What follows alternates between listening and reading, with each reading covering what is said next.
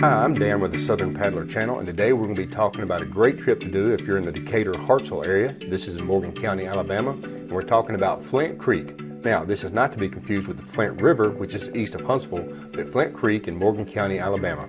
This trip starts at Highway 31 just north of Hartselle and ends up east of Decatur on Highway 67. Now, my initial plan was to come here to the boat launch where we start and get some great outdoor footage, maybe shoot some B-roll as I explain this trip. But as you'll see, just as soon as we turn off the road a few yards away, there's a whole lot of water waiting for us. We've had about 8 inches of rain this week. We're going to get some more tonight, so the outside footage will have to wait. But we can still talk about this trip, so let's do that now.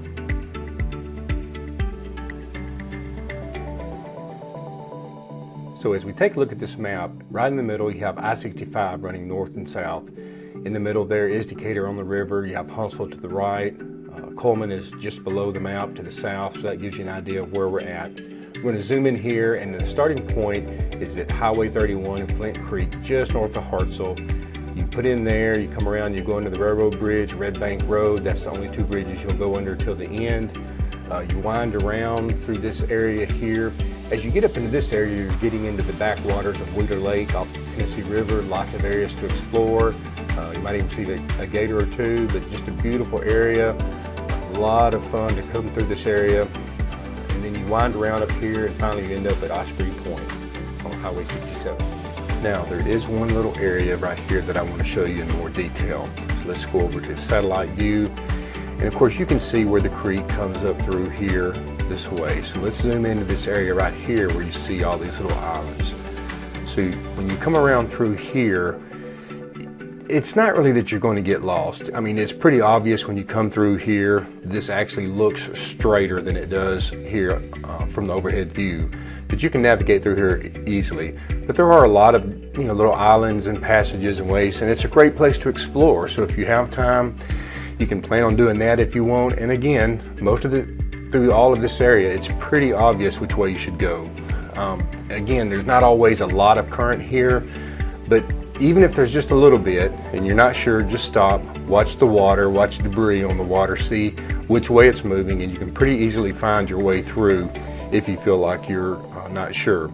But once you get through this little area right here, then you're pretty much just going to kind of hug the bank. So you come around here, follow this through, and this is large open water areas, but you just stay along this side. You come through here and then back here to the boat ramp, and you're done. Now, here's one other thing I want to show you. So from the starting point right here at the boat launch here in Hartselle, so you put in, you go downstream right under 31 here and go through this straightaway, and after not too long you'll come under this CSX Railroad Bridge, and that's pretty obvious when you come through there. Right when you come around through there, then right before you get to Red Bank Road, which is the next bridge after the railroad bridge, you can see this little opening here. And if it's fairly obvious as you go by it, not necessarily as you approach it, because you can see you're kind of looking here and then the bridge is going to catch your attention. But when you get about right here, you look to the right, you can see that this is clear enough to paddle through and opens up. Now keep in mind, this imagery, this photo was taken in the winter, so you can see that there's a lot of dirt and mud through here. And in the winter, TVA draws water down about 4 feet or so. But in summertime, all this will be flooded. All this can be traversed with your boats. So you can come in right here, and this place, let me tell you, is enormous. When you first come in here and then it just opens up, there's so much area in here to paddle around and explore. It's a great place to fish, and you can see it even comes back up in these trees a little bit. So that's just one of the things to remember, that as you're going on this trip, this is one of these places you can explore. Now we'll zoom out a little bit and come up here towards the end, and you'll see some more up here. Now this right here, this area is called Dinsmore Slough, and I believe that's closed off. You can't access it through, no, I take that back. This is Dinsmore Slough, yeah, right there.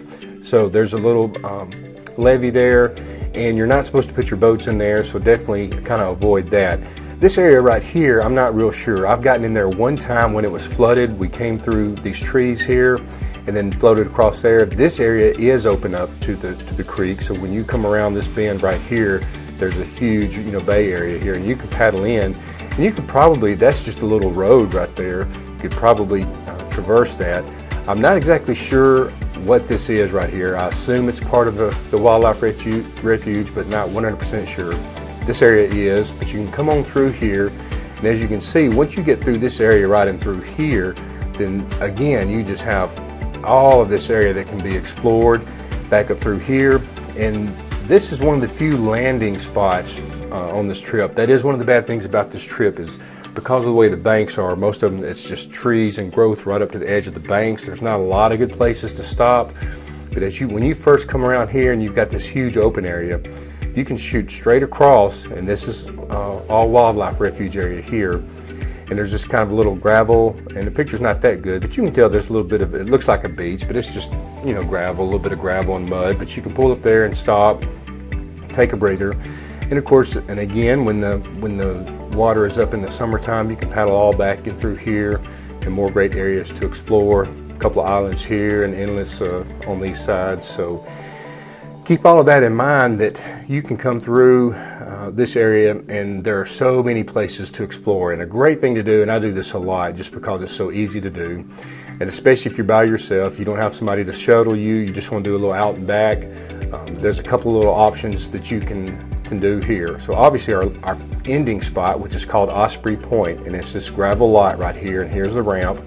So you can at any time come in here, park, put your boat in right here, and this is a fairly large area just right here that's sheltered. So there's generally there's not going to be any boats here. This says public boat ramp, but there's very, very few people because this is so shallow and it's a gravel ramp and it's kind of rough. So you're not going to see a whole lot of boats actually put in right here. So this is a great area. It's sheltered from a lot of the big winds that sometimes pick up in the open water areas. You might have a little bit, but great to come in through here and explore all through these back areas. So that's one great thing to do, is to put in here. You can explore this area. You can paddle over here and even upstream, because again, there's very little current on the Flint Creek most of the year. So you can paddle upstream. I've done this many times up to this point, and it's just a great place to get out and explore. Now, because there's not a lot of current on Flint Creek, just be ready to paddle. A lot of these day trips that people take with these outfitters, there are smaller rivers and creeks that have a fair amount of current to help you out, but you're not going to have a lot of that on Flint Creek.